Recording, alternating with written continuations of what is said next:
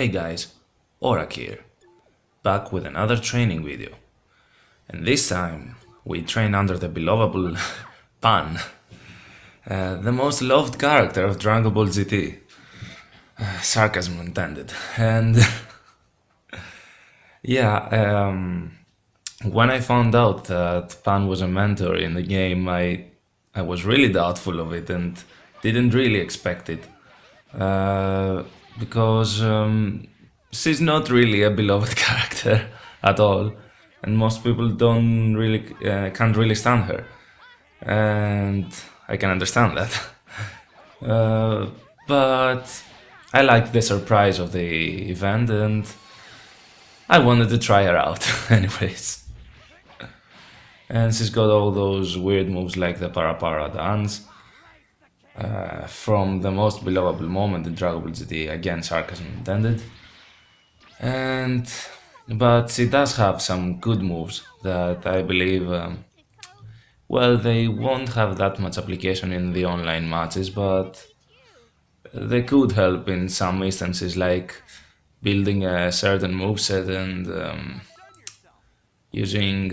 Now I don't remember the move, but it's a move that Pan uses that she essentially uses a blast that she vanishes away from you and then she blasts off. And yeah, I could see it being used in a specific themed moveset or something like that in the matter. But yeah, it was an interesting thing to train under Pan because it wasn't really training under her as much as like defeating her Grams and Trunks and stuff. And now you can see this move that I used. I think it raises my attributes for a little while or something like that, and I can do some extra damage. I'm not sure of it. But it seems like I am fuming with anger or something like that. And yeah, Xenoverse goes really well. I've almost done all the trophies that there are in the game, and I really want to do it the whole way because I am secretly a completionist. But yeah, Goku GT was a nice addition in the character roster in the Dragon Ball Xenoverse 2, and I really enjoyed that there were both variations of Goku GT as a kid that can go up to Super Saiyan 3, and his Super Saiyan 4 form that they could omit if they wanted to. But many players do tend to get annoyed by the existence of different characters that are essentially the same character, like Goku Black and in his base form and in his Super Saiyan Rose form, and Goku GT and his Super Saiyan 4 form. And I believe that's a way that the Deems does that because they want to keep transformations like the way that transformations exist on the CAC characters too. So I don't know why they do that. I'm not sure, maybe it's something in the programming nature that's a bit difficult to do. But really I'm not fond of it. I mean, if you choose to play as Goku GT version, you should be able to go to Super Saiyan 4 form without choosing another character or something like that. But okay, that's just complaining and maybe nitpicking, but you know. And you saw that this move that Pan is teaching us right now is the move that I had been talking about. And yeah, I like it for some reason, I don't know why. It seems a really bland move and doesn't really do much damage, but it's nice. And yeah, then that way we finish off Pan, and I believe she has one more move to teach us, her ultimate.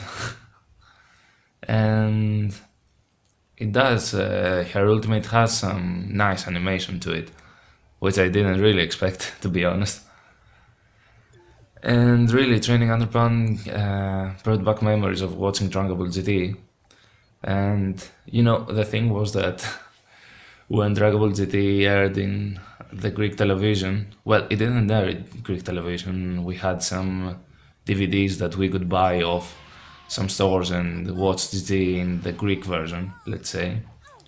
And at the time, most of my friends were buying the Dragon Ball Z DVDs.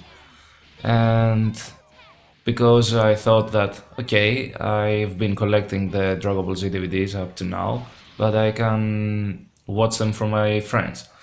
So I chose to collect the GT ones, and it was so hard because I have all of them, and up until the, I don't know, 10th or 20th episode, I tried to defend it from my friends, saying that it was city and stuff. But but at some time on and forth, I couldn't really defend it.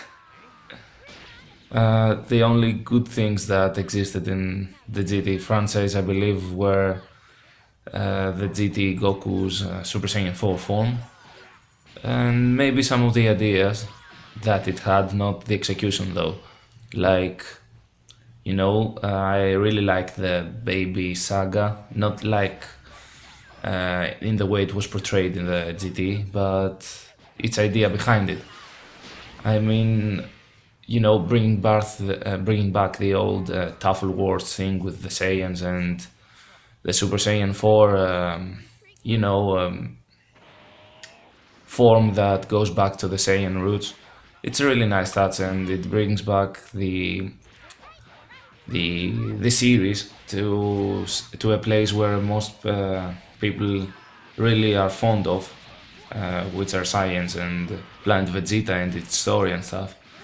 Which I'm still actually surprised why they haven't done any OVAs or something like that, based upon the history that Planet Vegeta has, or how the Saiyans were able to survive and what did they do and how did King Vegeta act on certain situations. That would be really interesting to see, but I know they most likely won't be doing any of this. But okay, who knows, maybe someday. But yeah, all in all, GT had some nice ideas, but the execution was not good. And yeah, we finished off Trunks with the Maiden Burst. And that was training with Pan. Not a really great character in the GT universe, but it was fine training under her, and I want to see more obscure characters, let's say, such as Pan in the future video games that Dragon Ball has, or Xenoverse 3 or something like that. So anyway, that was a training video for today. I really hope you enjoyed it. Please leave in the comments down below any suggestions for any other type of content. I'm always open to suggestions. And for now, I think I'll bid you farewell. Bye bye.